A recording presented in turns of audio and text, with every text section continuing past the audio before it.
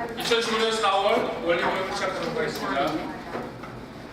식수는 국민은행 원래회의, 그 다음에 감사상 회의로 하겠습니다. 다 자리에서 일어나 주시면 감사하겠습니다. 웃길래요? 네.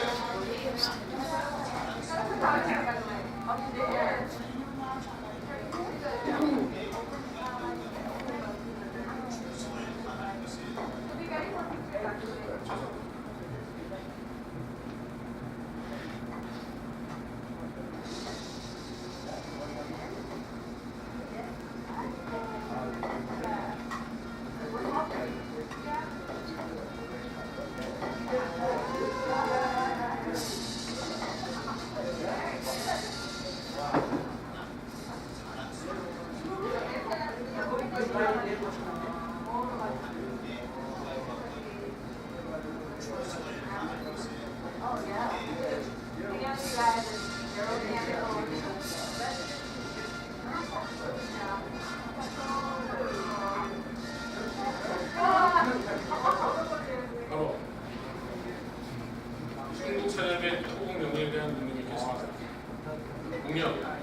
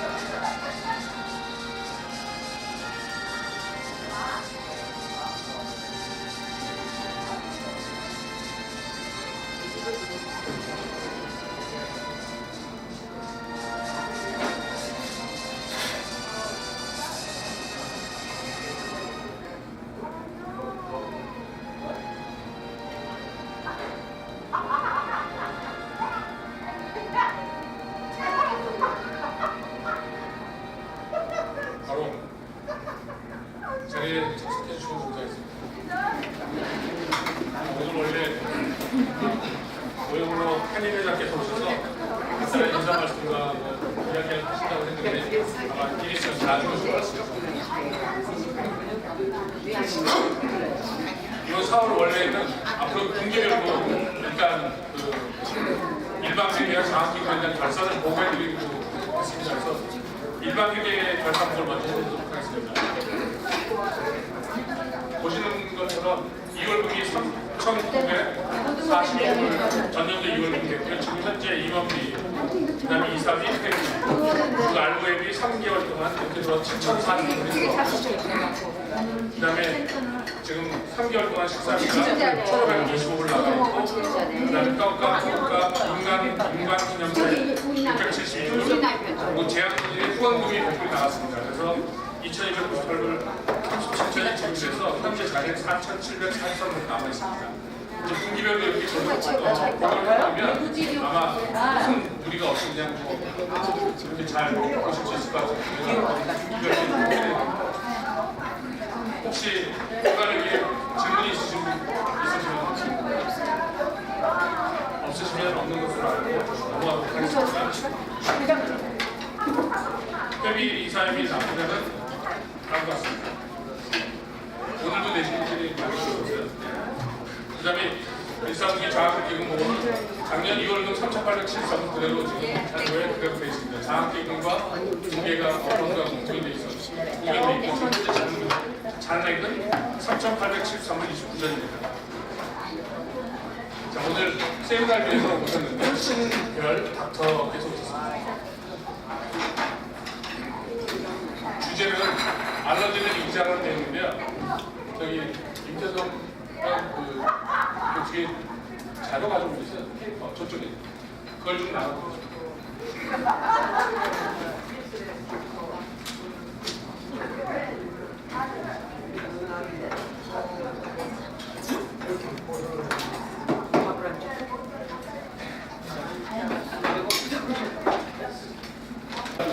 일요일 1시부터 치코피 골프장에서 시작이 됩니다. RTC 친목교육을 도모로 그 다음에 이 행사에 지금 진행팀장으로는 이사장이니까 물론 강채현 이사장님이 이제 이사장 해주시고요. 그 다음에 준비위원장으로 우리 최주열 회원님께서 돼 있고 그 치커피 골프장에서 진행팀장은 김봉수 회원과 그 다음에 부팀장으로 임태성 회원이 진행을 도와주실 겁니다. 조편성, 진행, 간식, 사진 등을 도와주실 겁니다. 그리고 저와 오영철 후배는 이쪽에서 저녁 석식을 준비하고 기다리고 있겠습니다. 그 다음에 게임 운영은 4인 1조에서 진행이 되고요. 석식은 서랍에서 진행할 겁니다. 혹시라도 골프대회 참석 못하시는 분들은 저녁 시간에 이쪽으로 바로 나오시면 되겠습니다. 그리고 제21차 북미주 총회 이제 시간이 얼마 안 남았는데요. 지금 김봉수 회원께서 전체 진행을 하고 있기 때문에 가시기 원하시는 분들은 또 궁금하시는 게 있으시면 김봉수 회원에게 연락을 해주시면 감사하겠습니다. 그리고 오늘 어린 자녀들이 봄방학이 기간 중입니다. 그래서 후배들이 좀 많이 못 나왔는데 이해해 주시면 감사하겠습니다. 자, 다시 돌아가서요. 오늘 세미나 주제가 알러지를 이기자, 그리고 균형 메디칼에 계시는 우리 신지열 닥터를 모시고 진행하도록 하겠습니다. 예.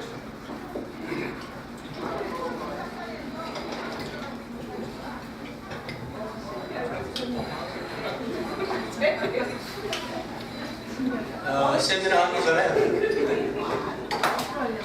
하기 전에 제가 잠깐 이 닥터 신에 대해서 간단하게 이렇게 소개해드리겠습니다. 지금 다들 아시겠지만은 엘러지 전문의로서 귀내 클리닉에 현재 7년째 근무를 하고 있습니다. 저도 개인적으로 엘러지 때문에 상당히 고생을 많이 해서 우리 닥터 신 클리닉에 여러 차례 이렇게 방문하면서 이렇게 느낀 바 엘러지가 혹시 있으신 분은 어디 내과도 좋고 이렇게 어떤 생활정보 시간에 보면은 한의 하시는 분도 엘러지에 대해서 설명하시고 내과 하시는 분도 이렇게 설명하시는데 제 개인적으로 이렇게 보니까 엘러지가 있으면은 엘러지 전문의를 찾아가야 되겠어요. 그래서 제가 이렇게 오늘 특별히 우리 모임에 결심 닥터를 이렇게 초대를 해가지고 오셨거든요. 오늘 그 엘러지 세미나가 두 번째로 되는데 수년 전에 했었던 그 당시에 엘러지 그 세미나는 장소도 좀 안 좋았었고 많은 분들이 이렇게 참석을 못해서 아주 좋은 강의 내용을 못 들었어요.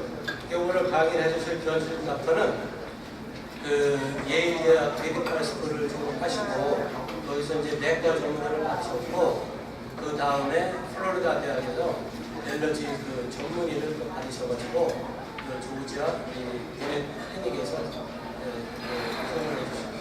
우리 여신 닥터 나와셔가지고 우리들한테 좋은 강의할 때 큰 박수를 이렇게 맞아주시면 고맙습니다.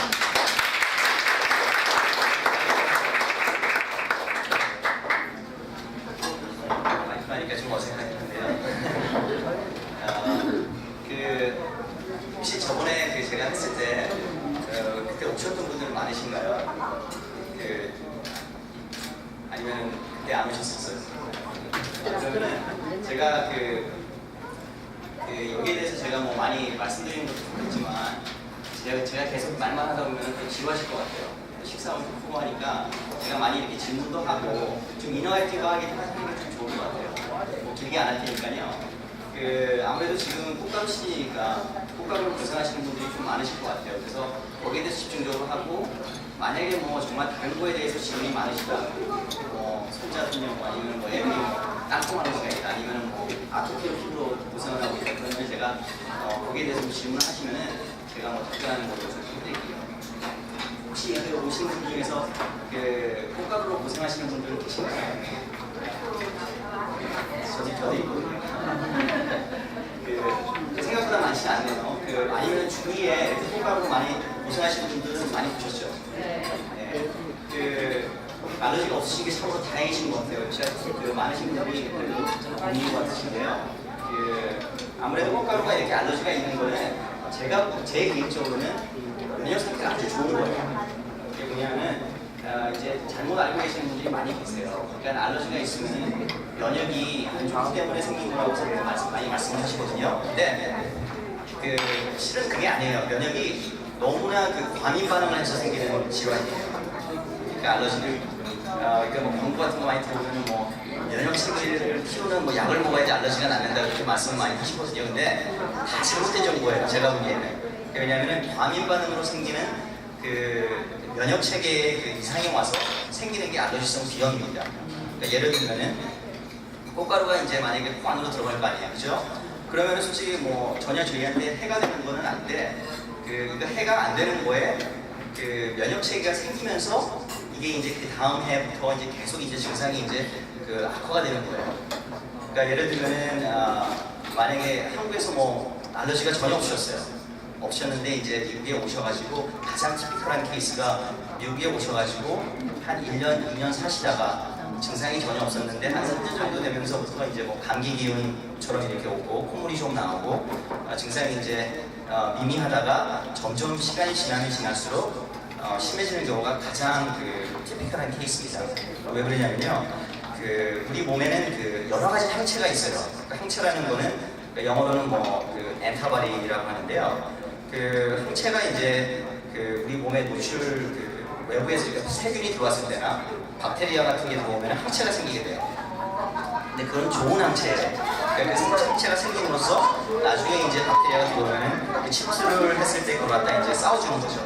그러니까 그거는 좋은 면역체인데 그 알러지 같은 경우는 항체가 이제 IgE라고 해요. 이뮤노글로불린 E라고 하는데 이 면역 체계 중에서 이제 알러지성을 일으키는 항체죠. 근데 그런 항체가 이제 꽃가루에 대해서 생기게 되는 거예요. 그러니까 한국에서 이제 노출이 안 됐을 확률이 높고요. 아니면은 부모 중이나 아니면은 뭐 삼촌도 될 수 있고 이모도 될 수 있고 아니면은 뭐 할아버지 될 수 있고 할머니가 될 수 있고 약간 그 알러지성을 가지고 계시는 그런 면역 그 유전적인 거를 좀 가지고 계신 분이 환경 이런 거에 새로 노출됐을 때 이제 생기는 게 알러지성 비염입니다. 그래서 이제 저희가 그 우스갯소리로 하는 얘기가 이제 Don't blame the mother nature. 그러니까 환경을 blame하지 말고 blame your mother or father 그렇게 얘기하거든요. 그러니까 부모님이 내력이 있기 때문에 그게 생기는 경우가 참 많습니다. 그러니까 이제 그런 질문을 참 많이 받고 제가 이제 여러 가지 질문을 많이 그 받는 것 중에 하나가 제가 예전에 그 라디오에서 이제 할 때 그 어느 분이 전화하셨어요. 전화하셔가지고 캘리포니아에서 오셨대요. 캘리포니아에서 지진이 무서워가지고 오셨다고 하더라고요. 조지아로 오셨는데 꽃가루가 생겼다고 이제 얘기를 하면서 이제 어떤 게 더 무서운 지진이 했다고 제가 그래서 지진이 당연히 무섭죠. 제가 얘기한 것 같은데 꽃가루도 근데 이제 고생하신 분들은 정말 생활이 어려울 정도로 이렇게 고생을 심하게 하세요. 그 말은 뭐냐면은 그러니까 저희가 일반적으로 그 질환을 얘기를 할 때 솔직히 그 꽃가루 알러지로 인해서 증상으로 인해서 뭐 죽을 병은 아니지만 정말 그 일반적으로 생활을 못 하시는 분들이 참 많으세요. 그러니까 뭐 잠도 못 주무시고 그 다음에 이제 보통 알러지에 쓰는 약들이 많이 졸린 약들이에요. 그렇기 때문에 그 퀄리티 오브 라이프라고 하죠. 그러니까 삶의 질이 많이 떨어지는 경우가 참 많습니다. 제가 이제 그 알러지성 비염을 갖다가 이제 크게 나누면요, 그 통연성하고 계절성으로 나눌 수가 있습니다.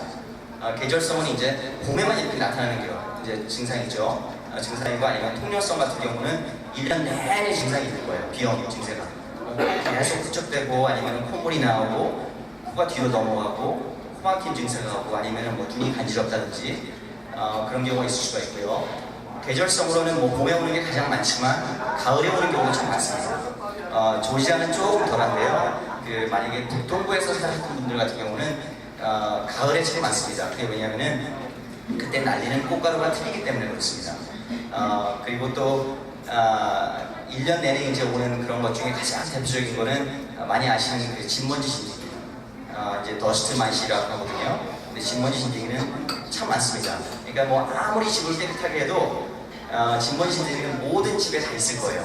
그러니까 진먼지 진드기는 아무래도 현미경 그런 그 사진 같은 거는 뭐 인터넷에 많이 나와 있긴 하지만 사이즈가 그러니까 0.2mm밖에 안 돼요. 그러니까 우리 육안으로는 볼 수가 없지만 제가 한두 주 전인 것 같아요. 그 한국 그 인터넷에서 그 진먼지 진드기가 나오는 움직이는 걸 갖다가 이렇게 촬영한 그게 있더라고요. 근데 정말 그 카페트나 아니면은 그 침대에서 이렇게 저도 그렇게 많은지 몰랐어요. 근데 한국에서 어느 집에 가서 이렇게 딱 봤는데 진먼지 진디가 이렇게 걸어가는 게 보이더라고요. 그러니까 자세하게 이렇게 현미경 같은 걸로 이렇게 보니까 그만큼 많아요. 특히 카페트가 많기 때문에 진먼지 진디가 많습니다. 가장 많은 곳은 뭐 카페트도 그렇고 아니면 침대 커버, 베개 같은 거 볼 수가 있고요. 그러니까 1년 내내 이제 증상 있으신 분들이 저한테 많이 오세요. 왜냐하면은 아무래도 힘드시니까. 그래서 이제 제가 증상을 물어보면은 뭐 아침에 일어나서 나자마자 뭐 재채기 많이 하시고 콧물 나오고 막 눈이 간지럽고 그런 경우는 거의 뭐 제가 테스팅을 안 해도 진먼지라고 제가 생각하면 테스팅하면 거의 진먼지 진드기 알러지가 나옵니다. 나오고 그다음에 또 미국 같은 경우는 뭐 한국도 그렇지만 요즘에는 또 개하고 고양이를 많이 키우지 않습니까? 많이 키우기 때문에 거기에 대한 동물에 대한 그런 알러지도 참 많이 있고요. 또 한 가지 제가 이제 질문을 많이 받는 것 중에 또 한 가지가 아마 많이 들어보셨을 거예요. 조지아에서 나오는 꿀을 먹으면 알러지가 완전히 치료가 될 수가 있다. 아니면은 뭐 조지아 꿀을 먹게 되면 알러지 이런 증상이 많이 완화가 된다. 그렇게 말씀을 하시더라고요. 그래서 제가 근데 저는 조지아에 와서 올 때까지 거기에 대해서 처음 들어봤었어요. 그래서 제가 약간 좀 놀란 적이 있었거든요. 그래서 내가 못 배운 건가? 이렇게 트레이닝을 받으면서 이런 거에 대해서는 안 가르쳐 줬었는데 하는 그런 생각이 있어서 제가 거기에 대해서 그 연구 자료를 제가 집에 가서 찾아본 적이 있었는데 왜냐면 제가 올라가시면서 몰랐는데 이제 연구를 다 했더라고요. 왜냐면은 그게 했는데 그러니까 결론만 말씀드리면 효과가 전혀 없습니다. 전혀 없고 근데 이제 그게 논리적으로는 그게 맞는 것 같아요. 왜냐면은 아무래도 그 꽃가루는 꿀에 좀 들어가 있을 거예요. 왜냐면은 그 꽃가루를 통해서 그렇게 나오니까요. 근데 저희가 이제 알러지가 있는 꽃가루들은 그 바람에 의해서 날리는 꽃가루들이에요. 그러니까 풍매화들이에요. 그러니까 그 곤충에 의해서 날리는 꽃가루들은 저희가 알러지가 없습니다. 그러니까 이제 꽃집에 가서 꽃 근처에 가면 뭐 재채기 많이 하신다는 분 계시는데 그러면 꽃가루 알러지가 아니에요. 알러지가 아니고 그건 그냥 민감하신 거예요. 냄새에 민감하신 분이 그런 분들 계시거든요. 뭐 향수에 민감하신 분이 그거는 알러지가 아닙니다. 알러지가 아니고요. 이제 바람에 날려서 이제 그런 거에 이제 민감하신 거고 제가 이제 가끔씩 이제 테스팅을 해요. 해서 이제 어떤 꽃가루가 있고 어떤 꽃가루가 있고 이제 말씀을 해드리면은 가장 대표적인 꽃가루는 옥추예요. 옥추. 참나무죠, 참나무. 참나무고 그다음에 두 번째로 많은 게 이제 그 벌치폴린이라고 해요. 벌치폴린인데 그거는 자작나무예요. 자작나무인데 하여튼 제일 큰 나무들은 다 그냥 참나무라고 보시면 돼요. 여기 조지아에 계시면서 가장 이제 심한 건데 그러면은 이제 그리고 잔디 같은 것도 이제 알러지가 많고요. 근데 그렇게 말씀드리면은 우리 집 앞에 그 옥나무 때문에 이렇게 알러지가 이제 증상이 있다고 말씀하세요. 그거 빨리 없애야 된다. 제가 이제 말씀드리죠. 꽃가루는 그 바람에 의해서 몇십 마일을 이렇게 나오면서 오면서 이런 게 거기에 노출되는 것이 자기 집 앞에 있는 건 아무 상관이 없습니다. 그러니까 이제 그렇게 이제 생각하시면은 쉽게 그냥 생각하실 수 있어요. 근데 이제 아무래도 노출이 많이 될 수 있겠죠. 집에 많으면은. 근데 이제 바람에 멀리 이렇게 오는 거에 알러지가 있다는 거. 그리고 또 하나 질문을 받는 것 중에 하나가 이제 조지아에는 너무 알러지가 많기 때문에 이제 뭐 애리조나 아니면 사막이나 뭐 좀 약간 나무가 없는 그런 데나 아니면 플로리다 같이 이제 코스탈 에리어 같은 경우는 훨씬 뭐 나무도 주위에 없으니까요, 그죠? 날릴 폴론이 많이 없을 것 같아서 이제 거기에 이제 뭐 이주를 뭐 생각하시는 분들도 계시더라고요. 그래서 제가 말씀드리는 거는 그분들께 한 2년간은 좋을 거예요. 만약에 다른 장소로 가시면은 근데 알러지성 체질을 가지고 계시기 때문에 거기에 대한 그 알러지성이 노출이 되면서 또 생기게 됩니다. 그러니까 예전에 없던 거에 옛날에 있던 거는 계속 있고요.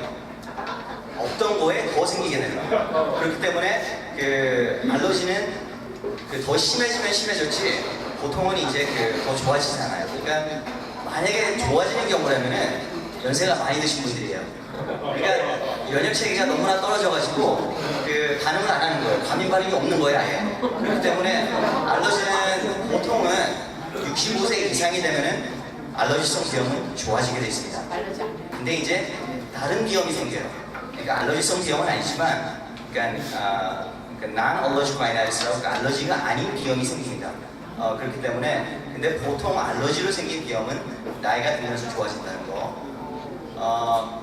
그 다음에 이제 알러지를 이제 저희가 환자분들 볼 때 저는 이제 뭐 계절성, 숙련성 이런 걸로도 보지만 일단 합병증이 있는지 없는지를 그거를 먼저 봅니다. 무슨 말이냐면은 그냥 알러지성 비염이 1년에 뭐 봄에 뭐 3, 4월만 이렇게 한 번 지나간다. 그냥 약 먹으면 그냥 나을 정도로 지나간다 그러면 저는 괜찮아요. 그러니까 그걸로 합병증이 생기지는 않습니다. 그러니까 뭐 계속 뭐 약 먹고 뭐 30년이 지나도 걱정하실 거 하나도 없으세요. 그러니까 그걸로 인해서 뭐 다른 큰 병이 생기는 건 아니거든요. 근데 어떤 환자분들이 위험하냐면은 천식으로 오는 환자분들이 계세요. 그러니까 봄이 됐을 때 기침을 많이 하세요. 물론 이제 기침이 코로 뒤로 넘어가서 기침을 하는 경우도 있지만요. 보통 천식으로 오는 기침이 많이 있습니다. 그걸 구별하는 방법은 쉽지가 않은데요. 이제 보통 이제 목에서 이렇게 뭐가 이렇게 걸린 것처럼 이제 티클 코프라 그래요. 그러니까 약간 목에 뭐 간질간질해가지고 이제 기침하는 건 괜찮습니다. 그거는 이제 알러지성 비염으로 인한 콧물이 뒤로 넘어가서 이제 기침을 하는 거고요. 근데 만약에 기침을 하면서 쌕쌕거리는 소리도 들린다든지 담배를 안 피우는데 아니면 뭐 가슴이 쪼여온다든지 아니면 숨이 가쁘다든지 그럴 경우에는 그게 이제 계절성으로 오는 경우에는 아무래도 알러지성 천식을 의심해봐야 될 그런 소식이 있습니다. 근데 이제 그게 어른들한테는 많이 안 나타나요. 근데 애들한테 많이 나타나요. 애들은 콧물이 나오고 코가 막히면은 컴플레인을 할까요 안 할까요? 안 합니다. 그냥 코로 들이마시고 그냥 입으로 쉬어요. 그러니까 애들이 엄마 코 막혔어 그렇게 얘기를 안 해요. 근데 애들은 기침을 합니다. 기침을 하는데 그 기침이 천식으로 오는 경우가 참으로 많습니다. 많고 만약에 혹시 애가 누웠을 때 뭐 쌕쌕거리는 소리가 들리는지 그러면은 천식이 거의 확실합니다. 근데 그런 경우에는 치료를 해줘야 돼요. 왜냐하면은 천식으로 오면은 천식이 장기적으로 오래됐을 경우에는 폐에 손상이 올 수가 있습니다. 그러니까 그런 경우가 첫 번째고요. 그 다음에 이제 축농증으로 오는 경우가 있습니다. 축농증하고 알러지성 비염은 틀린 겁니다. 그러니까 축농증은 염증이 있는 거예요. 염증이 있고 감염이 있는 거예요. 그러니까 이제 영어로도 이제 비염은 라이나이티스라고 하고 축농증은 사이너사이더스라고 이제 얘기를 하거든요. 근데 비염이 심하면 축농증은 그러니까 올 수가 있습니다. 근데 비염이 있다고 해서 뭐 다 축농증이 오는 건 아니고요. 그러니까 축농증이 있다는 거는 아무래도 사이너스라고 하죠. 사이너스 안에는 이제 빈 공간이 이렇게 있는데요. 그 빈 공간에 이제 항상 저희는 모르지만 이 안에 이제 실리아라고 있어요. 한국말로 뭔지 모르겠는데 이게 약간 브러쉬가처럼 생긴 게 있어요. 그래가지고 이제 그게 계속 안에 있는 걸 갖다가 이렇게 움직여줘가지고 드레이닝을 해줘야 돼요. 드레이닝을 해줘야 되는데 만약에 비염이 심할 경우에는 코 안이 부어 있어요. 비강 같은 게 많이 부어 있고 그렇기 때문에 이제 거기를 막아줘요. 그러니까 드레이닝 하는 데를 막아주기 때문에 거기 이제 아무래도 그런 게 오래 지속되다 보면은 거기에 염증이 생기고 감염이 생길 수가 있습니다. 근데 그럴 경우에는 이제 항생제로도 치료해야 되고 아니면 뭐 스테로이드 같이 소염제 같은 걸로 치료를 해야 되는데요. 만약에 그런 게 이제 자주 온다, 비염 외에 축농증까지 같이 합병으로 왔을 경우에는 그런 경우에는 아무래도 비염을 좀 더 적극적으로 치료하는 게 더 좋을 것 같습니다. 그 다음에 제가 이제 보통 증상 같은 거는 말씀드린 것 같아요. 감기 증상은 많이 비슷해요. 많이 비슷한데 간지러움증이 참 많아요. 그러니까 이제 목 위서부터는 열린 공간은 다 간지럽다는 생각하시면 돼요. 눈도 간지럽고, 귀도 안도 간지럽고, 코 안도 간지럽고, 입 안도 간지럽고. 그러니까 모든 부분이 다 간지럽기 때문에 이제 감기하고 좀 차이가 있겠죠. 그냥 감기는 간지러운 증상은 많이 없거든요. 없고 이제 코막힘이나 콧물 나오고 코가 뒤로 넘어가고 그런 건 많이 비슷합니다. 그리고 뭐 이게 만약에 계절성으로 오는 경우는 감기가 항상 뭐 이때 오진 않으니까요. 그러니까 이제 아무래도 시간 차이로도 좀 차이가 있겠고요. 그리고 또 제가 이제 오늘은 약간 치료 방법에 대해서 쉽게 할 수 있는 거에 대해서 제가 이제 준비를 했는데요. 이거 원인은 이제 만약에 알아야 되는 경우는 뭐 계절성이면 굳이 원인 알 필요가 없습니다. 그러니까 뭐 그냥 꽃가루에 알러지가 있다고 생각하세요. 그냥 뭐 꽃가루가 이제 여러 가지 꽃가루가 있지만 이제 잔디나 나무나 이제 그걸 구분하는 방법은 쉬워요. 그게 뭐냐면은 만약에 3월 말부터 4월 달까지 증상이 있다. 4월 달까지 증상이 있으면 남들보다 좀 나의 비염 증상은 좀 더 일찍 온다 그러면은 트리폴린이라고 생각하시면 돼요. 꽃가루, 나무에서 나오는 꽃가루 사보시면 되고요. 만약에 4월 한 중순서부터 한 5월 말 아니면 6월 초까지 간다. 좀 남들보다 늦게 시작해서 조금 더 늦게 끝나다 그러면은 보통은 잔디에 알러지가 있어요. 잔디 깎으시면 안 되고요. 그러니까 이제 그런 거를 갖다가 이제 근데 뭐 3월 말부터 6월까지 가자. 뭐 3개월 이상을 갔을 경우에는 보통 테스팅을 해보면은 트리 폴런하고 이제 잔디하고 같이 있는 병행하는 경우가 많이 있고요. 근데 이제 만약에 이제 3개월 넘어가는 그런 비염 증세는 원인을 아는 게 좋습니다. 왜냐하면 원인을 알아서 그걸 아무래도 회피하는 방법이 있기 때문에 그리고 치료하는 방법이 있기 때문에 아무래도 원인을 알면 좋겠지만 만약에 3개월 안에 모든 게 다 끝난다면은 저한테 오실 필요 없습니다. 그냥 그 주치의에 그냥 가셔가지고 그냥 다 치료 받으시면 돼요. 근데 만약에 3개월 이상 가고 장기적으로 가고 심한 경우에는 오셔도 괜찮고요. 이제 알러지성은 이제 그 테스팅을 하는 방법은 피부 반응 검사라는 걸 합니다. 피부 반응 검사는 아니면 이제 피 검사를 해서도 알 수가 있습니다. 근데 피부 반응 검사가 더 정확합니다. 그 알러지가 그 원인이 없는지 있는지 없는지는 한 10분 정도만 있으면 그 원인을 알 수가 있고요. 그 치료 방법 중에서 이제 다행인 거는 제가 3년 전에만 했었어도 그때 그 여기 와서 다른 데서 했을 때 세미나를 했을 때는 약 그 옵션이 많지가 않았었어요. 그러니까 그때도 이제 뭐 처방전으로 하는 약들도 처방전이 있어도 보험이 있어도 참으로 비쌌던 약들이었던 것 같아요. 그때는. 근데 다행히도 지금은 너무나 좋은 약들이 다 시중에 나와 있어요. 그러니까 그 웬만하면은 그 자가 진단하셔가지고 자가 치료 다 하실 수 있어요. 그러니까 이제 아마 이거 가지고 가셔가지고 다 가르쳐 주세요. 그래가지고 왜냐면은 이걸 모르시고 계신 분들이 참 많더라고요. 그러니까 근데 그 제가 치료 방법 중에서 그 여러 그 오브 더 카운터 일반 시중에서 살 수 있는 약들이 제가 리스트를 쫙 해드렸는데 그 여러분들이 많이 알고 계시는 약들 시중에서 그냥 먹을 수 있는 약들 아니면은 코로 뿌린 약들 그 눈에다 이렇게 눈이 이제 결막염이 심하신 분들 눈이 간지럽고 눈이 붓는 경우도 참 많거든요. 그런 경우에는 그 안약을 제가 적어드렸습니다. 적어드렸는데 뭐 클레라틴, 엘레그라, 뭐 zortek 뭐 다 들어보셨을 거예요. 먹는 약입니다. 다 항히스타민제예요. 혹시 항히스타민제가 뭔지 아시는 분 계신가요? 항히스타민제. 그 항히스타민이라는 건 히스타민을 억제하는 거죠, 그죠? 그러니까 그 엔타히스타민인데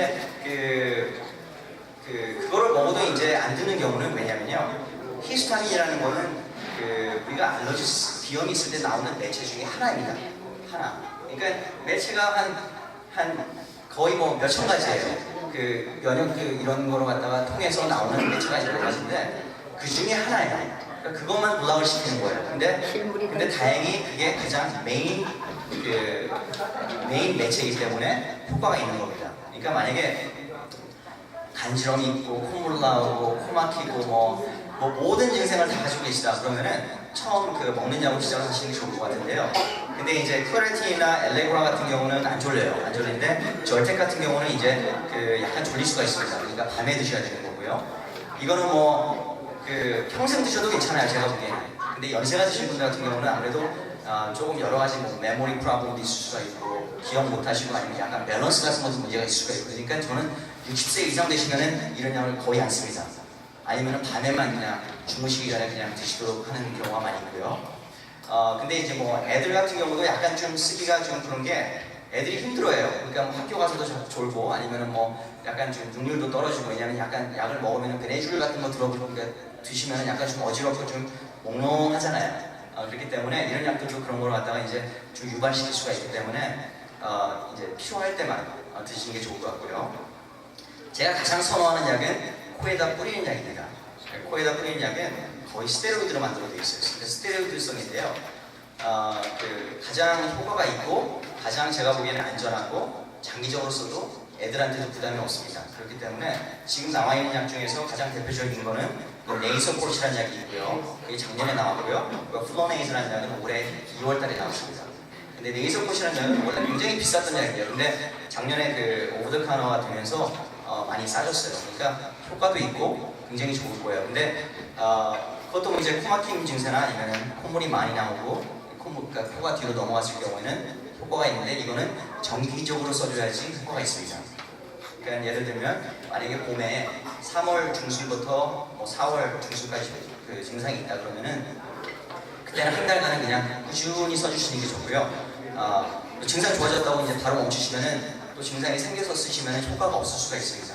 그렇기 때문에 그렇게 꾸준히 써주는 게 좋고요. 그 다음에 이제 세 번째로 있는 그 안약 같은 경우는 엘러웨이하고 뭐 제리토어 같은 게 두 가지가 있는데요. 그 여러 가지 안약이 굉장히 많아요. 알러지 섹션에 가시면은 뭐 안약이 종류가 수두룩해요. 근데 제가 그 두 가지만 제가 추천하는 이유는 그 처방 전에 예전에 처방을 했던 약들이에요. 약들이고 또 좀 안정성이 좀 있는 약들이고요. 그렇기 때문에 눈에 이제 만약에 눈이 간지럽고 그럴 경우에는 효과가 있을 겁니다. 다른 약들은 조심하셔야 돼요. 왜냐하면은 그 약을 제가 소비자 입장에서 만약에 제가 뭐 알러지가 아닌 약들을 봤을 경우에는 보통 이제 약을 사실 때 뭐 증상 이런 거를 보시잖아요. 그럼 알러지니까 이거 사야 되겠다 하고 이제 그렇게 사용하시는 분들이 많은데요. 보통 이제 장기적으로 사용하면 안 좋은 약들이 참 많습니다. 그러니까 제가 보기에도 이 약이 일반 시중에 나오면 안 되는 것 같은데도 나와 있어요. 워낙 여기는 그 제약회사가 그냥 워낙 파워풀하기 때문에 제가 보기에는 그런 마비가 없이는 나올 수 없는 약들이 많이 나와 있습니다. 그러니까 제가 절대로 쓰지 않아야 될 약들을 제가 그 밑에다 적어놨어요. 그러니까 이제 바이진이라든지 바이진 많이 들어보셨을 거예요. 바이진이라는 약 뭐 안약으로 많이 나와 있습니다. 뭐 충혈됐을 때 쓰는 약, 뭐 레드아이 뭐 그렇게 나와 있고 그 다음에 이제 코에 뿌리는 약 중에서 에프린이라는 약이 있습니다. 에프린이 뭐냐면은 그 약을 제가 설명을 해드리면은 그 알러지성 기염이나 아니면은 눈에 충혈을 나서 결막염이 왔을 경우에는 혈관들이 늘어납니다. 그러니까 혈관들이 늘어나서 이제 그런 히스타민제를 갖다가 이제 많이 매체가 나오는 거거든요. 그러니까 혈관이 늘어나니까 그 핏줄도 나와 보이고 눈 같은 경우는 이제 빨갛게 보이고 그다음에 이제 점액 같은 게 많이 나오니까 코도 붓고 그러거든요. 이런 약들은 그걸 갖다가 혈관을 갖다 수축해주는 약들이에요. 그러니까 코에 뿌리면 코 안에 있는 혈관이 수축되고 그다음에 눈에다 뿌리면 눈 안에 있는 그 모세혈관들이 수축이 됩니다. 근데 이게 단기적으로 썼을 때는 괜찮아요. 근데 장기적으로 썼을 때는 어떤 그 부작용이 있냐면은 그 리바운드 이펙이라고 있습니다. 그게 뭐냐면은 한번 스탑을 하게 되면은 더 심해져요. 계속 쓰게 되는 거예요. 그러니까 어딕트 된다고 그러죠. 그러니까 그리고 안 쓰게 되면은 더 심해지고. 그래서 제가 한 몇 주 전에 환자 한 분을 봤는데 그분은 비염 증세가 전혀 없으셨던 분이세요. 전혀 없으셨던 분인데 1월달에 감기가 걸리셨어요. 감기 알러지도 아니고요. 감기가 걸리셔가지고 그냥 코가 너무나 막히니까 힘드시고 하니까 그 에프리안 약을 사가지고 그냥 쓰시기 시작한 거예요. 그냥 쓰기 시작했는데 감기는 뭐 2주일 정도 있으면 뭐 좋아진다잖아요. 그죠? 근데 다른 증세는 다 좋아졌는데 코막힘이 계속 오시는 거예요. 그러니까 뭐 하루에 3번씩 계속 쓰시다가 이제 다른 비염 증세가 있나 하고 이제 오셨더라고요. 오셨는데 결국에는 그 약을 스탑을 하니까 다 좋아지셨어요. 그러니까 근데 그 스탑하기가 참 어려웠어요. 그러니까 이제 그런 거는 그러니까 에딕트가 될 수가 있기 때문에 그런 약은 피하셔야 된다는 거. 그 다음에 이제 세 가지 방법을 저는 항상 말씀드려요. 그러니까 알러지성 기염이 심할 경우에는 모든 환자가 저한테 오면은 저는 세 가지를 항상 얘기합니다. 똑같이 얘기합니다. 세 가지 방법이다. 알러지는 일단 완치가 없다고 제가 말씀드립니다. 완치가 없습니다. 알러지가 한번 생기면요, 완치라는 거는 그 몸에 있는 항체 있죠. 벌써 만들어진 항체를 없애야 돼요. 그 없애는 방법은 아직까지는 없습니다. 그렇기 때문에 알러지가 한번 생기면은 완치라는 건 없고요. 물론 이제 완치에 가까운 방법은 있습니다. 치료 방법은 있는데 그건 제가 나중에 말씀드릴게요. 첫 번째로는 회피하는 방법이에요. 그러니까 왜냐하면 봄에 뭐 꽃가루 있으시면은 회피하셔야 돼요. 꼭 치러 나가시면 안 돼요. 매일마다.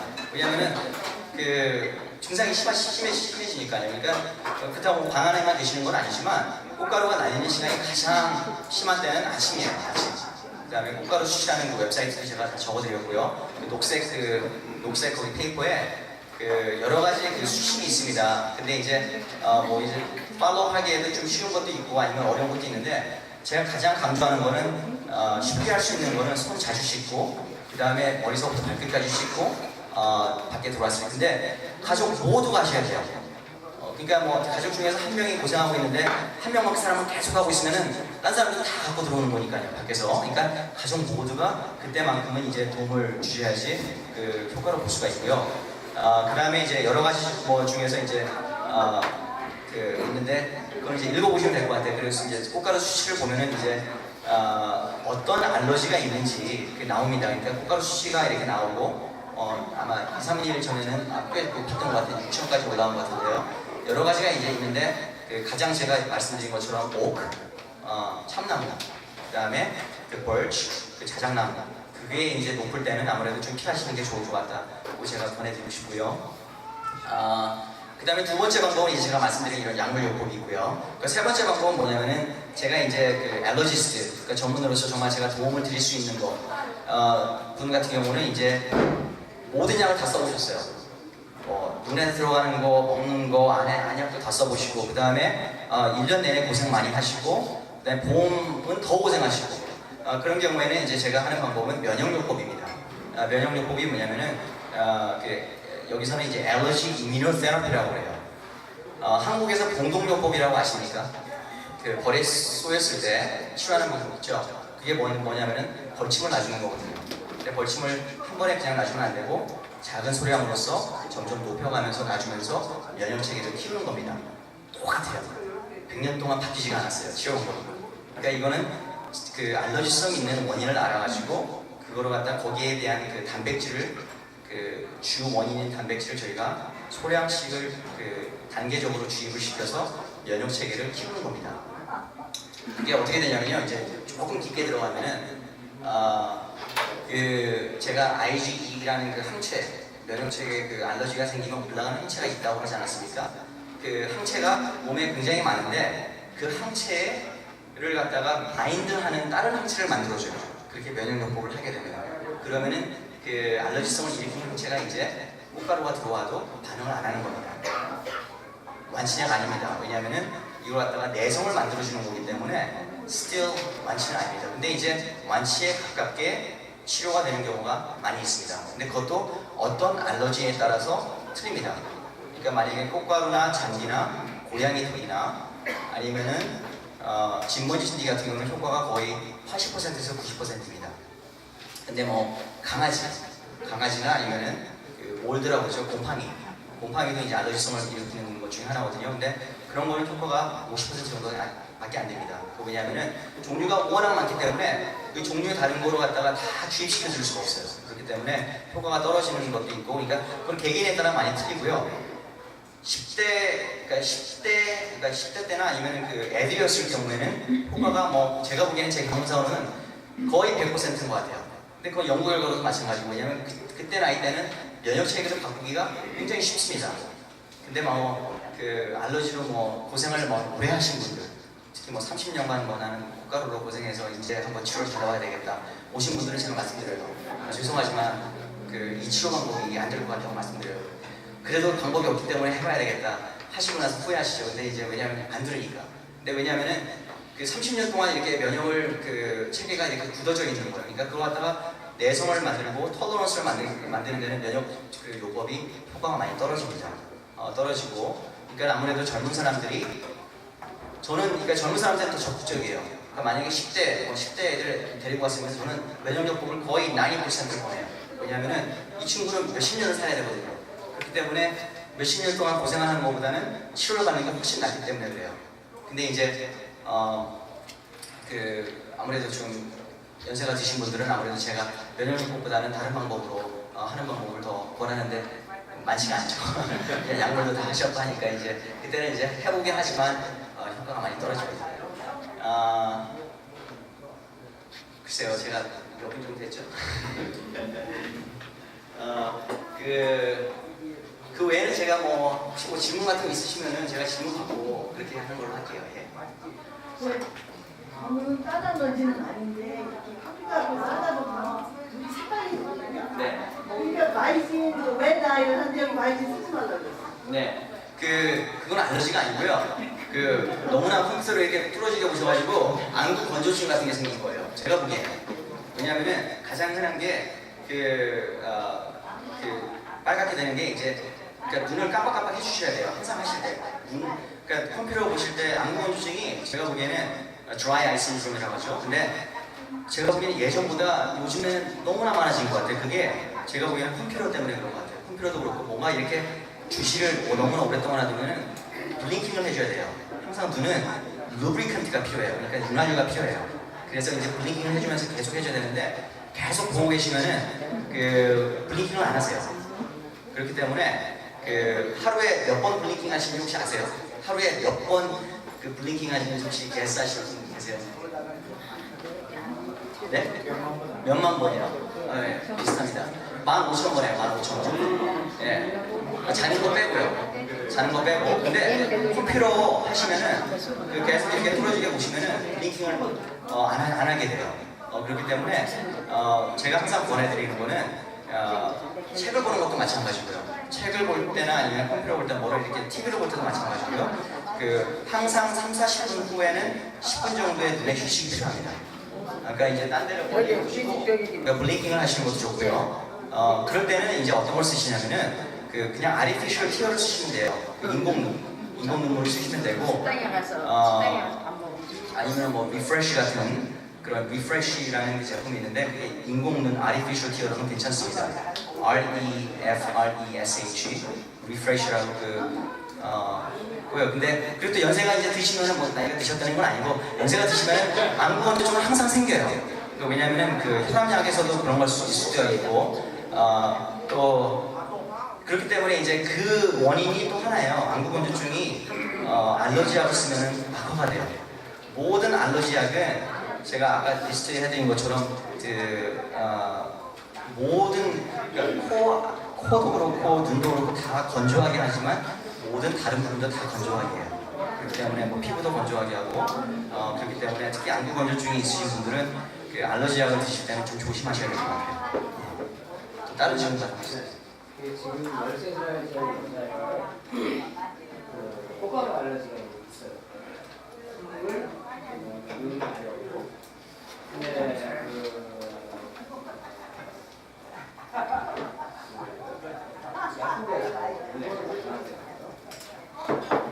네네. 그건 그냥 감기약이에요. 감기약인데. 네. 그러면 왜냐면은 감기약 알러지약하고 감기약은 똑같다고 생각하시면 돼요. 왜냐면은 증상이 똑같거든요. 그러니까 이제 감기약이 코 뚫어주는 약이죠. 그러니까 decongestion이라고 그러죠. 그러니까 그거 갖다가 이제 그리고 이제 콧물 마르게 하는 약이에요. 그러니까 베네줄 같은 게 들어있어요. 그 베네줄이 그 알러지약이지 않습니까? 그러니까 아니면 비슷한 게 들어있어요. 비슷한 성분이. 그러니까 감기약하고 알러지약은 같다고 보시면 돼요. 감기약은 이제 그 타이레놀 같은 게 들어가 있으니까 굳이 근데 먹으면 안 되겠죠. 근데 그 학생이다 보니까 네. 데이타임, 나이타임 기본한 것들을 이제 추천해 준 것 같아요. 네. 이거를 알러지가 한 2달 정도요. 네. 얘는 이제 나이 시작했으니까 네. 이거를 장기 복용을 해도 괜찮은지. 저는 이제 그거보다는 만약에 제가 알을 치료를 한다면은 저는 그걸 먹기보다는 제가 말씀드린 코에 뿌리는 거하고 안약을 주시는 것 같아요. 예. 2달간 먹는 거는. 아니면 면역 체계를 근데 뭐 2달 정도면은 그렇죠 뭐 만약에 이런 약들이 안 들었을 경우에는 면역요법을 하는 게 좋고요. 뭐 애들은 주사 맞는 거 별로 안 좋아해요. 그러니까 이제 그런 거 근데 이제 본인이 힘들면은 아무래도 이제 그게 그런 방법이 나올 수가 있고요. 근데 이제 아까 지금 면역 체계가 떨어지면 네. 알러지가 온다는 게 이제 잘못된 정의라고 하셨는데 네. 제가 상당히 건강했었거든요. 네. 한국에서 올 때도 없었고 네. 미국에서도 없었어요. 네. 여기 미국에 온 지는 한 7-8년 됐는데 조지에 온 지가 한 9년 돼요. 조지에 와가지고 1년도 안 돼서 알러지가 또 그래가지고 그때는 스트레스가 조지였다? 경계하니까 알러지가 오는 것 같아요. 네. 근데 알러지가 좀 아닐 수도 있어요. 그런 경우에. 근데 이제 우리나라에서 네, 그거고요. 소 대책이 근데 지금은 나이가 먹었는데 조금 그래요. 예. 그러니까 이제 제가 말씀드린 면역 체계는 그러니까 면역 이 알러지에 쓰는 모든 약들은 제가 말씀드린 스테로이드예요. 그러니까 뭐 일반 내과에 가시면 주사 한 방 이렇게 먹는 거 있잖아요. 다 스테로이드거든요. 그러니까 스테로이드이기 때문에 스테로이드라는 게 뭐냐면 소염제예요. 염증을 낮춰주는 약이에요. 면역 체계를 확 줄여주는 약이에요.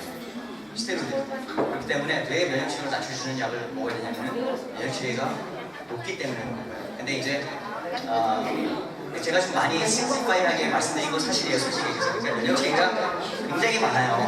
많은데 이제 제가 말씀드린 면역 체계는 알러지를 일으키는 면역 체계로 보시면 될 것 같아요.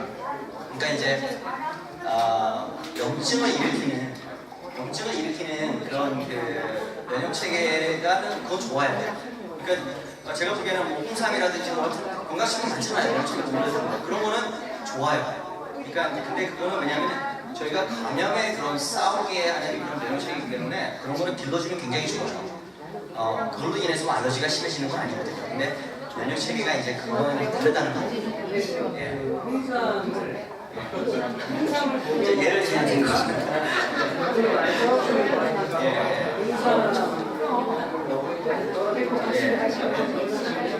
네네 말씀하세요.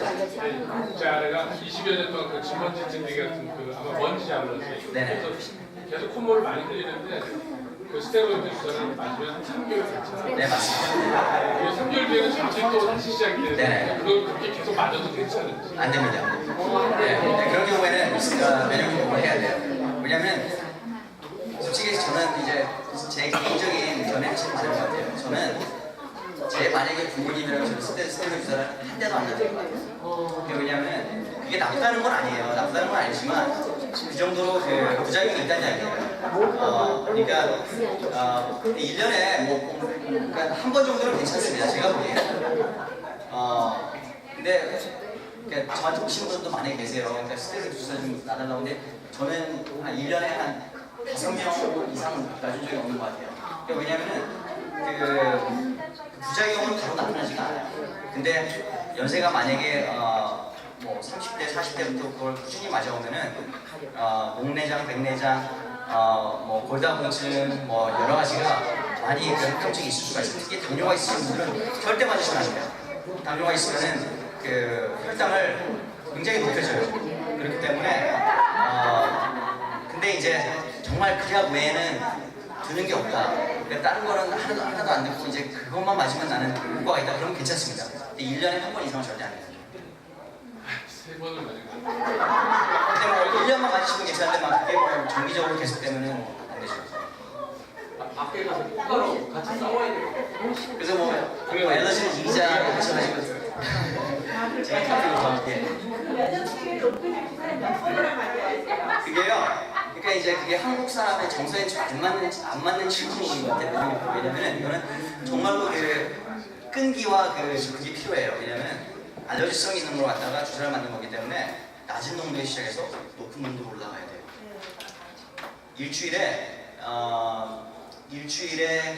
그러니까 일주일에 2번이나 아니면 한 번씩 오셔가지고 3, 4개월을 오셔야지 높은 농도로 올라가요. 높은 농도로 올라가야지만이 그게 효과가 나타나요.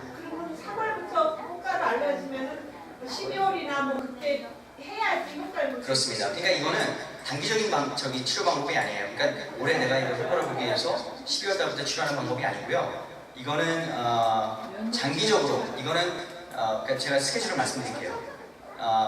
처음에 일주일간 이렇게 몇 개월이 없고 그 다음에 이제 가장 높은 농도로 올라가면은 한 번씩 오는 스케줄로 조금 바뀌어줍니다. 이게 그냥 면역 체계가 이제 형성이 된 건데 그것도 유지를 해야 돼요. 한 달에 한 번씩 몇 년을 와야 되냐면은 3년에서 5년을 와야 돼요. 이게 왜 그러냐면요.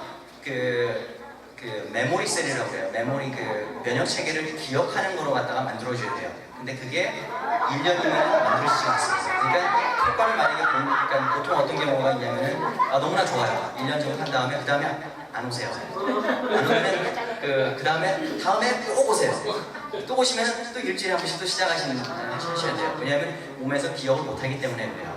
그렇기 때문에 그 한 달에 한 번 오는 거는 뭐 어렵지 않고요. 처음에가 좀 어려워요. 왜냐하면 처음에는 그 농도를 높이는 방법이기 때문에요. 근데 이제 나중에 이제 높은 농도 올라가게 되면은 이제 그 한 달에 한 번씩 3년 정도 했을 때는 그때는 이제 면역 주사를 멈추고도 효과가 있다는 거죠. 비용은 어떻게 제가 말씀드리냐면 만약에 보험이 없을 때 제가 말씀드릴게요. 지금 5년간 약을 사서 쓰시는 것보다는 훨씬 나을 거예요. 훨씬 쌀 거예요. 그러니까 그 주사 맞는 거는 하나도 안 비싸요. 오셔서 주사 맞을 때는 그러니까 보험이 있을 때도 뭐 없을 때도 똑같아요. 20불씩은 내셔야 돼요. 20불씩 주사 맞는 거는 주사 비용은 20불씩이에요. 20불 다 똑같을 거예요. 근데 그 백신 자체가 비싸요. 근데 이제 그게 뭐 본인에 따라 틀려요. 그러니까 뭐 정말 모든 알러지가 다 있으신 분들은 그 백신에 들어가는 게 더 많지 않겠어요? 근데 뭐 정말 뭐 진먼지 이게 하나만 알러지가 있다 그러면은 거기다 그러니까 그거는 비용에 따라서 틀린데 보통 1년치 백신을 갖다가 이제 저희가 만들어놔야 돼요. 그걸 갖다가 이제 그 다이루션 농도를 낮춰가지고 줘야 되기 때문에 1년치를 저희가 만들었는데 보통 1년치가 600불에서 한 800불 정도예요. 1년치가. 그러니까 그게 1년을 쓰고 이제 버려야 되는 거예요. 그 백신이 이제 그게 비쌉니다. 보험이 있으면 더 비쌉니다. 그거는 백신 자체가 비싸서 그래요. 그리고 주사 맞을 때는 보통 20불씩이고요. 그 다음에 이제 2년째 됐을 때는 한 달에 한 번씩 오잖아요. 그러면은 이제 백신 가격이 50%로 이제 줄어들어요. 만약에 600불 내셨다면 이제 2년째는 뭐 300불 정도 되고요. 주사도 뭐 한 달에 한 번씩 맞으니까 뭐 가격은 제가 보기에는 그러니까 만약에 본인이 뭐 호스트페이도 하고 안약도 하고 알약도 먹고 뭐 그런 심한 경우에는 아마 코스트 이펙티브라고 저는 말씀드립니다. 네.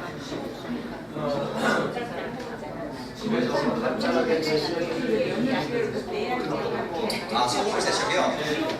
제가 저번에 소금물 세척을 제가 설명해 드린 것 같은데 식염수 세척이라고 하죠. 식염수 세척인데 혹시 해보신 분 계세요? 식염수 세척 뭐 안 해요? 네, 맞아요. 맞아요. 해보셨어요? 예, 효과가 있죠. 그래요? 네, 효과가 그걸 권하는 알러지스트도 있고 권하는 사람도 있고 안 권하는 사람도 있는데요. 더 권하는 사람이 더 많은 것 같아요. 제가 보기에는 저도 권하는 사람 중에 대표적인 사람이고 저도 하고 있고 제 애들도 하고 다 합니다. 저희는 뭐 코스코에서 그 박스로 사가지고 싸거든요. 그러면은 뭐 2년 써요. 2년 쓰는데 그 식염수 세척하는 게 저는 왜 좋다고 생각을 하냐면 여러 가지 방법이 있어요. 그러니까 가장 대표적인 게 두 가지 방법인데요. 그 코에다가 이렇게 뭐 코스코 같은 데나 아니면 월마트 같은 데 가시면은 그 밀메드라고 해요. 밀메드. 프로덕트 이름이 MEILMED라고 하거든요. 다시 한번 말씀드릴게요. MEILMED. 예, 제가 거기다가 블로그에도 제가 만들었어요. 제 의견을 그러니까 제 이름 치시면 제가 왜 거기다 써놨는지 제가 보시게 될 거예요. 그래서 왜냐면 제가 너무 좋아하니까. 그 식염수를 제가 하게 된 계기는, 그 꽃가루 먼저 말씀드리면은, 꽃가루는 입자가 굉장히 작습니다. 꽃가루 외에도 뭐 진본친들이 마찬가지고. 근데 그게 수만 밀리언 그게 입자가 안에 다 있어요.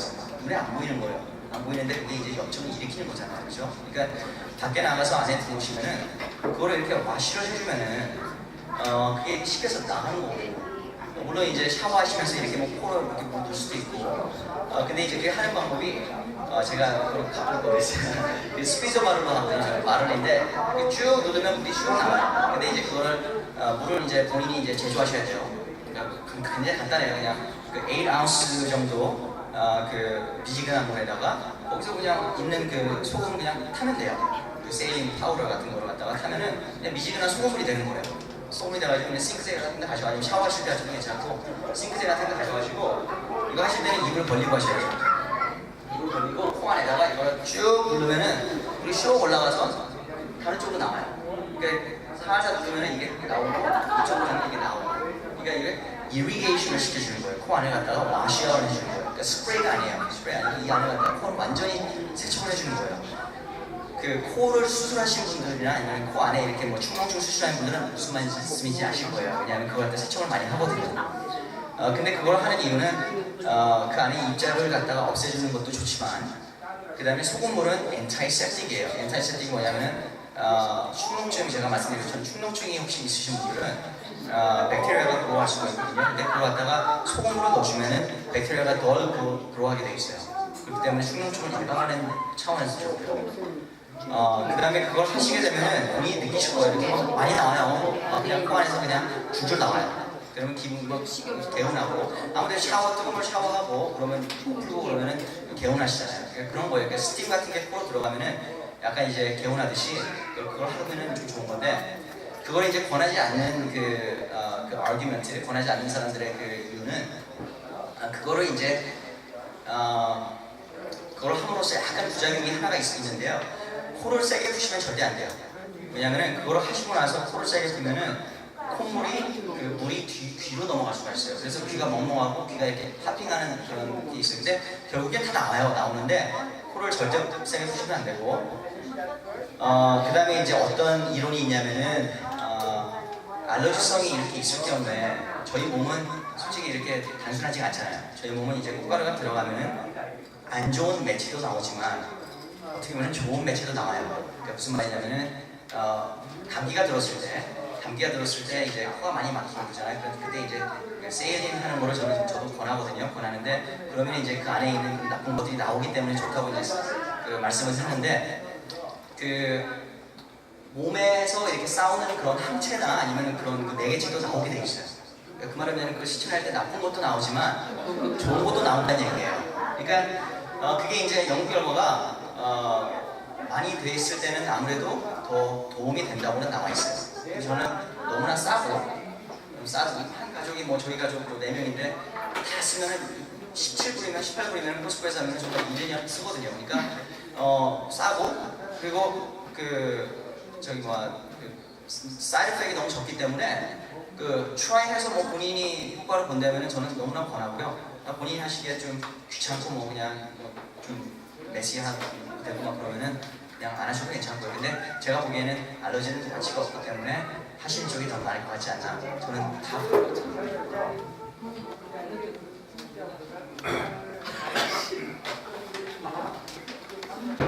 큐티에서 코에다 묻히니까 알러지가 없어졌다고 그래서 그래요? 왜 묻힌다고 그러니까 이거 괜찮아요? 그거는 그냥 항생 그냥 트리플 애나바리 같은 거예요. 그냥 그 연고 이게 외부용인데 네. 하는 경우가 있는데 코에 하는 경우가 있어요. 그게 이제 근데 주로 아토피 환자나 그런 게 있고 보통 일반적으로 안 해요.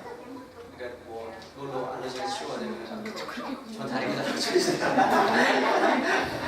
여러 가지 방법으로 알러지가 치료된다는 분이 워낙 많으셔가지고 에이토피라고 하는데 이게 뭐냐면 알러지성 체질이라는 얘기입니다. 그러니까 어린애들이 뭐 이 아토피가 있으면은 보통 그 친구는 알러지성 비염이 나중에 가면은 거의 생깁니다. 그러니까 왜냐하면 알러지성 그런 질환이기 때문에 그래요. 천식도 마찬가지고 그렇기 때문에 근데 알러지성 그런 거를 만약에 체질을 안 가지고 계시다면 건강하신 거예요. 예. 그러니까 이제 아토피성 피부를 가진 아이들이 네. 수영장을 갔다가 오면 네. 그러면 그게 많이 상거든요. 그게요. 네. 예, 그거는 왜 그러냐면은 그게 치료 방법 중에 하나입니다. 왜냐면은 클로린을 갖다가 이제 아토피 피부가 심한 친구 같은 경우는 저희가 어떤 걸 권하냐면은 이제 영어로 이제 블리치 베스라고 해요. 블리치 베스. 예, 뭐냐면은 배트톱을 갖다가 이제 채워놓고 미지근한 물 채워놓고 블리치죠, 블리치를 갖다가 소량을 넣어주는 거예요. 수영장 같이 만들어주는 거예요. 예, 만들어주는데 이제 그러면은 그게 왜 좋냐면은 그 블리치 베스는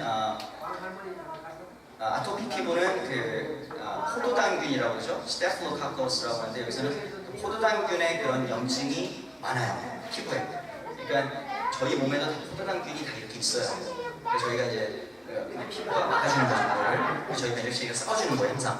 피부는 면역체계 중에서 가장 중요한 부분이에요. 그러니까 피부가 손상이 되면 면역체계가 손상이 되는 거예요. 그러니까 근데 아토피 피부염 가지고 있는 사람들은 그 피부가 항상 브레이크다운 돼 있잖아요. 그죠? 그러면서 그 포도당균에 항상 노출돼 있어요. 그러면서 염증이 생기는 거거든요. 근데 블리치 베스트 수영장에 가게 되면은 포도당균이 없어져요.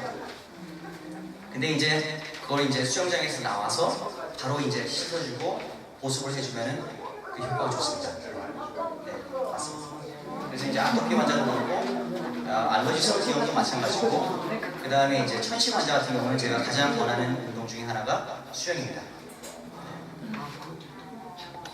한 가지 있습니다. 네, 이게 음식 알러지는 어때요? 음식 알러지요. 음식 알러지. 제가 1년을 고생했는데요. 네. 하루는 이 바나나하고 오렌지를 먹으면 가리기 시작해요. 네. 근데 조금 있으니까 뭐 음식만 먹으면 다 가려워요. 네, 그건 알러지가 아닙니다. 알러지가. 네, 알러지가 아니고요. 그러니까 그 음식 알러지는 그러니까 제가 그 음식 알러지라고 저한테 오시는 분 한 10분이 오시면요, 저의 답은 음식 알러지가 아닙니다라고 말씀하는 경우가 거의 80%입니다. 그러니까 그 말은 뭐냐면은 아마 잘못 알고 계시는 분들이 참 많이 계신 것 같아요. 근데 이제 그게 이제 뭐 아무래도 음식을 먹고 보통 나타나니까 이제 그렇게 생각을 하시는데요. 음식 알러지는 보통 애들이나 아니면은 좀 10대나 그때쯤에 많이 나타나지 나이가 들어서는 새로 생기는 음식 알러지는 많지 않습니다. 물론 이제 생길 수가 있습니다. 생길 수가 있는데 만약에 두드러기가 나타난다든지 다른 증상 없이 두드러기가 나타난다든지 그러면 알러지가 아닐 확률이 훨씬 높습니다. 이제 그런 경우에는 제가 좀 병력을 더 들어봐야 돼요. 그러니까 이게 항상 그런 건지. 그런데 닥터에 가니까 죽을 때까지 가지고 가는 알러지라고 해서 네. 뭐 주사를 맞고 그러는데도 별로 효과가 없어요. 근데 이제 그런 경우는 예. 그 베나드를 먹으면 네. 효과는 있어요. 그러니까 만성 두드러기 확률이 높습니다. 만성 두드러기는 케이스가 이제 많이 있거든요. 그거는 이제 두드러기가 그냥 생겼다가 들어갔다가 생겼다가 들어갔다가 그냥 시도 때도 없이 그냥 그러는 거예요. 근데 이제 뭐 스트레스 받으면서 생기고 술 마시면 생기고 아니면 뭐 약간 그 애들이나 모충 같은 거 먹으면 생기고 감기 증세 있으면 생기고 그런 경우가 있습니다. 그러니까 저희 환자 중에 한 30%는 만성 두드러기 환자들이 많습니다. 많은데 치료 방법은 없고 알러지는 아니기 때문에 치료할 수가 없고요. 그 다음에 근데 제가 예. 한국을 그 당시에 한국에 3주 딱 전이니까 한국 도착하니까 없어지는데 미국에 몰려보니까 또 가려울 거예요. 근데 한 1년 지나면서 네. 저녁에만 베네드를 먹고 낮에는 신경성 다들 오면 아예 안 먹고 중국식 음식 먹으면 더 가렵고. 그건 맞습니다. 그러니까 어떤 음식을 먹으면은 더 가벼운 건 있습니다. 그러니까 이제 미원이나 아니면은 그 토마토 들어간 음식이나 그 다음에 이제 돼지고기나 아니면은 그 고등어나 딸기 같은 거 많이 먹으면 간지러움 증상은 항상 더 악화가 돼요. 모든 간지러움 증상은 그런 걸 먹으면 더 악화가 돼요. 그렇기 때문에 이제 근데 그게 원인은 아니에요. 제가 그래서 안 먹고 맨밥 먹고 그냥 치킨도 그냥 치킨만 삶은 것만 먹을 정도였어요. 근데 1년 지나니까 하루 종일 기분이 너무 좋은 거예요. 그 다음날부터 없어졌어요. 완전히 없어졌어요. 네. 정신이 스트레스라고. 근데 원인을 모르는 경우가 많습니다. 그런 경우가. 라스베가스 놀러 갔는데 근데 갑자기 생겨요. 그게. 갑자기. 바나나 먹으면 다리 삐져요. 제가 이제 마치기 전에 딱 한 가지만 제가 말씀드릴게요. 그 우스갯소리로 제가 또 어저께 저희 아버님하고 아버님은 지금 한국에 계시거든요. 그래서 통화를 하는데 저희 첫째하고 둘째가 꽃가루 알러지가 있어요. 저도 알러지가 있기 때문에 지금 저한테 받았겠죠. 그러니까 이제 저희 와이프도 이제 알러지가 있고 하니까 온 가족이 다 비염이 있어요. 비염이 있고 그래서 있는데 이제 저희가 밖에 못 나가게 하거든요. 그냥 너무 심하니까요. 그러니까 놀고 싶고 스프링백인데 집에서 같이 놀기도 좀 그렇고 그래서 이제 그래서 집에 그냥 데리고 있었어요. 있었더니 이제 저희 아버님이 하시는 말씀이 야 애들 꽃가루 그거 더 노출시켜가지고 빨리빨리 면역력을 키워야지. 집에서 데리고 있으면 어떡하냐 이렇게 말씀하시는 거예요. 그래서 제가 이제 그런 질문을 많이 받거든요. 그래서 이제 한번 이렇게 알러지가 생기면은 그 내성이 생기지가 않습니다. 그러니까 더 노출이 돼가지고 그걸 갖다가 밖에서 이제 놀면은 그럼 더 면역을 빨리빨리 키워가지고 이게 더 강하게 만들어야지 그게 안 됩니다. 이거는 다른 면역 체계예요. 그렇기 때문에 절대 그러시면 안 돼요. 안 되고 또 한 가지는 제가 예를 들면은 그 땅콩이죠. 땅콩 알러지로 혹시 고생하시는 뭐 주위분이 계시는 모르겠는데 저 둘째가 땅콩 알러지가 있어요. 그러니까 한 번은 한국에 나갔는데 걱정은 됐었어요. 제가 왜냐면은 뭐 저희 부모님도 뭐 알러지에 대해서 잘 모르시고 자기 장모님도 잘 모르시고 한 번은 애가 갑자기 뭐 토를 하는 거예요. 음식을 먹다가 뭐 토론해서 갔는데 우리 장인어른께서 얘를 면역을 키워줘야 되겠다고 땅콩을 조금 주신 거예요. 그래가지고 저희가 가기 전에 정말 신신당부했거든요. 절대 주시면 안 돼. 절대. 그래서 이제 지금부터는 안 주시죠. 그냥 그때 반응이 너무나 심해가지고 근데 이제 음식 알러지도 마찬가지예요. 이것도 질문을 참 많이 받아요. 그러니까 음식도 면역을 키워야 되지 않겠냐 하는 생각을 많이 하세요.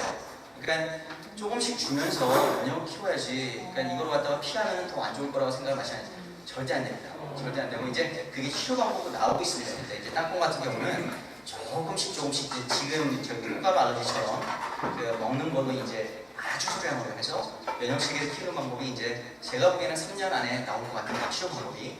근데 그 전까지는 이제 그러니까 면역 체계가 한번 이렇게 형성이 된 상태에서 그걸 바꾸기는 참 어렵다는 거. 그럼 마지막으로 제가 말씀드리고. 좋은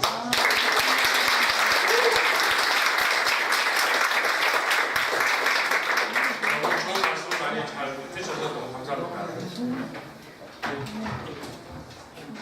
저희 장모님이 둘째가 과일만 먹으면 약간 입주변이 간지럽고 막 그러는다 그러니까 항상 몰래 조금씩 과일 드세요.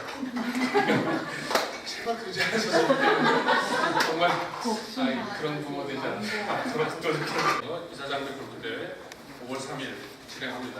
그러니까 많이 참석해 주시고. 사진도 찍고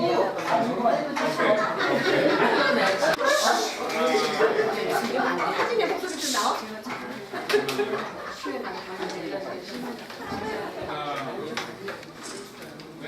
일단 비좀 왔어요. 5월 원래 대신합니다. 5월달에는 5월 3일날 이사장배 골프대 지난번에 이사장님이 만든 이 골프 트로피를 따먹기 위한 그 골프대회를 하고 원래도 5월달 그걸 가능합니다. 5월달에는 상품도 좀 마련하고 상품도 마련하고. 좋습니다. 하나님 좋아하시고.